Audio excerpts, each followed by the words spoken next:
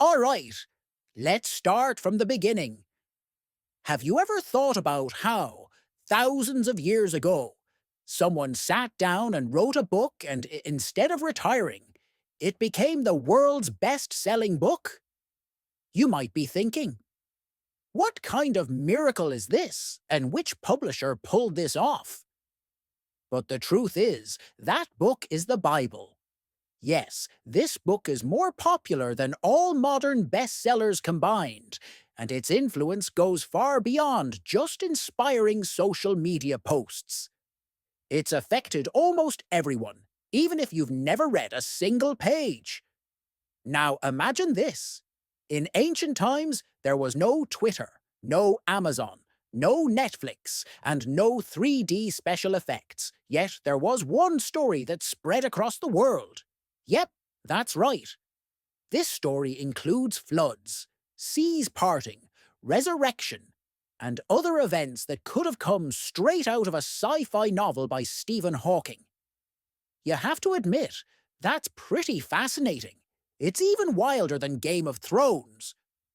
So if you think today's stories are crazy, just wait and see how this ancient bestseller went from self-publishing in ancient times to breaking history, crossing cultural boundaries, and completely reshaping what we think of as a book. Today, we're going to talk about how this book originated and how it went from a group of somewhat old-fashioned poets and historians to becoming a global cultural and religious phenomenon. Are you ready? But fair warning, after hearing this story, you might feel inspired to write your own book and see if you can become the world's best-selling storyteller. But you know what's truly mind-blowing about it?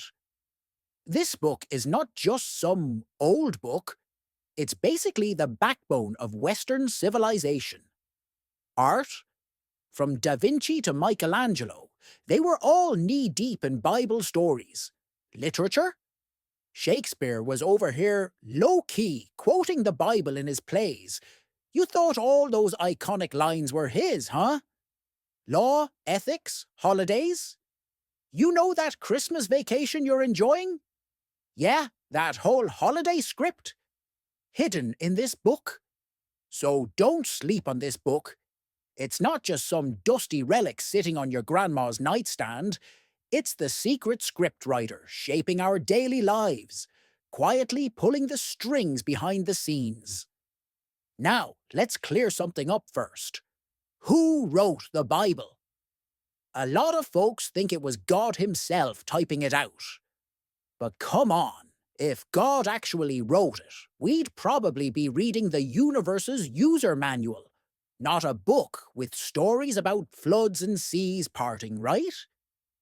In reality, the Bible was written by over 40 different authors over 1,500 years. In other words, this thing is like a super long group chat, with no one ever leaving, no one getting blocked, and everyone sounding completely different. Can you even imagine? One minute you're reading Psalms in the morning and you're like, "The Lord is my shepherd, I shall not want." And suddenly, life has purpose. Then by the evening, you're in Leviticus, and someone's like, "Oh, and by the way, don't eat fish with scales but no fins." Wait, hold up. What's wrong with eating eel? I'm just trying to have a nice dinner here. The language of the Bible is wild too. The original question: mark Hebrew, Aramaic, and Greek. The translation process? It's like a game of telephone. From the ancient Greeks to medieval monks to 21st century AI translators, in the end, everyone says it's divinely inspired. But honestly, if God saw some of these translations, he'd probably be like, yeah, I didn't say that. Alright, let's dive into how the Bible made its way to us. Early Bibles? Handwritten. Like, actually handwritten. With a feather pen. Can you even imagine? It'd take months to finish just one copy, and heaven forbid you made a mistake. One wrong letter, and you'd have to rip the whole thing up and start over. You think writing a paper's rough? These guys couldn't afford a single typo. One misspelled word, and it's like, sorry, back to square one. Then, in the 15th century, here comes Gutenberg with the printing press. Boom, and the Bible becomes the first printed book. Talk about stealing the spotlight. Imagine you're some medieval writer, working hard to get your stuff out there. And suddenly, you find out, whoops, the Bible has been dominating for centuries, and now it's got the printing world's first spot. It's like walking into a party and finding out someone else already took the best seat. And they brought snacks. And speaking of the Bible's impact, don't just think of it as a religious book. Oh no, it's way more than that. It's had a major hand in shaping Western politics and law. Ever heard of the Ten Commandments? Yeah, those things were basically the Law 101 of ancient times, and they've directly influenced a ton of modern legal systems. Thou shalt not steal. Thou shalt not bear false witness. Those aren't just some suggestions. They're the rules your parents set for you when you were a kid, but this time it's for the whole world. And get this, the Bible has a crazy superpower. It's been the ultimate prop for politicians. Yep, you've seen it. Leaders swearing oaths with their hand on the Bible, like it's some kind of magical talisman that turns you from a regular Joe into the president. But hey, if it's that powerful, why not just swear on it and become a billionaire? I mean, if it's good enough for the Oval Office, it should be good enough for me. Now, you know the Bible's classic stories.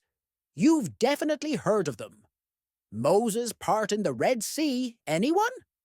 Don't tell me you haven't imagined that scene. The sea splits and an army marches through. You're probably thinking, man, this magic trick would make a killer movie.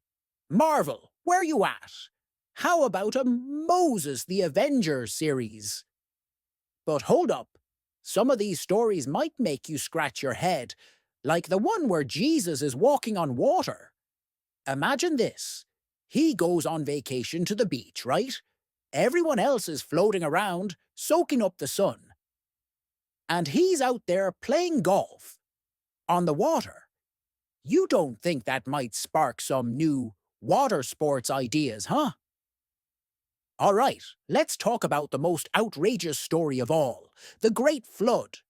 Imagine this.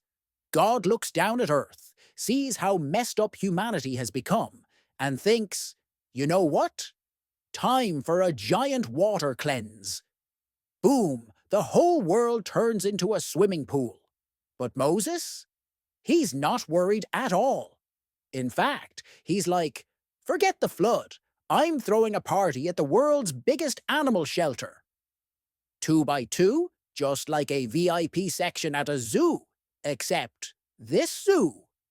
It's not your average zoo. It's a global, all-access pass zoo. Bigger than any zoo you've ever seen in your life. And don't think that's the end of it. Believe it or not, some scientists started wondering, how could the whole world flood that quickly? Well, if you ask me, the answer's simple. After the flood, we got water parks, nature's way of saying sorry for the mess. But hold up, here's the real kicker. This book? It's not just some old book gathering dust. It's shaped entire cultures, art, society, and it's even changed how we see life and death. Like, take the resurrection of Jesus. That one story gave us the idea that death isn't the end, and trust me, that's not just a Christian thing. That idea is embedded deep in Western culture. And get this, Shakespeare. Even he couldn't resist slipping a little Bible love into his plays. Don't forget, this guy was a literary genius. How could he not throw in a few biblical zingers? If you've ever read lines like, as God's judgment, or the speck in your eye, you'd realize the Bible wasn't just a book. It was practically a cultural script. It's deep in the culture at this point. Now, I know you're probably thinking, is this book really that powerful? And here's the thing. It's not just a book of words. It's shaped cultures, arts, laws, social structures. It's changed how we think about life and death. If it were a modern movie, it'd be like a franchise at this point. Some versions would be documentaries, others would be drama, and there'd be a whole bunch of epic action and fantasy blockbusters. And I know, some of you are probably sitting there thinking, wait a minute, if this Bible can do all that, maybe I should just write a book, post it online, and change the world. But listen, it's not that simple. To write a book with that kind of power, you need a killer team. First, you need a top-notch creative team. Then you need a massive marketing squad. And yeah, you'll probably need a couple hundred years for everyone to get on board. And maybe, just maybe, you'll need a little divine help on the side. All right, whether you're into it or not, this book has been influencing people for centuries.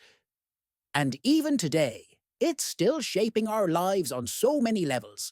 It's not just a book, folks. It's a full-on cultural phenomenon. It's the original viral marketing campaign, the most legendary cultural flyer in history. No contest. So, next time you crack open this book, don't just see it as some old text. It might be throwing some subtle ads your way, pointing you toward the future. Whether you believe it? That's all on you. But hey, I've already dropped some knowledge today. And the influence of this book? It's like that classic movie that never goes out of style. It's shine, it's unstoppable. All right, that's all for today's tale. If you dug it, don't forget to hit that like button, subscribe, and drop a comment. What do you think is the hidden mystery behind the Bible's origins? Can't wait to hear your thoughts. See you next time. Oh, and by the way, tell me, if you could write a book that could change the world, what would you write about? I gotta say, How to Make My Cat the Supreme Ruler of the Universe has bestseller written all over it. Of course, the next move is on you. Ready to grab a pen and write a book that'll rock the world. My advice? Start with How to Save the Planet, a superhero's guide. But maybe take your time with the special effects. They're a bit pricey. All right, if today's story made you laugh, don't forget to like, subscribe, and leave a comment telling me. What's your favorite Bible story? Let's see what we chat about next.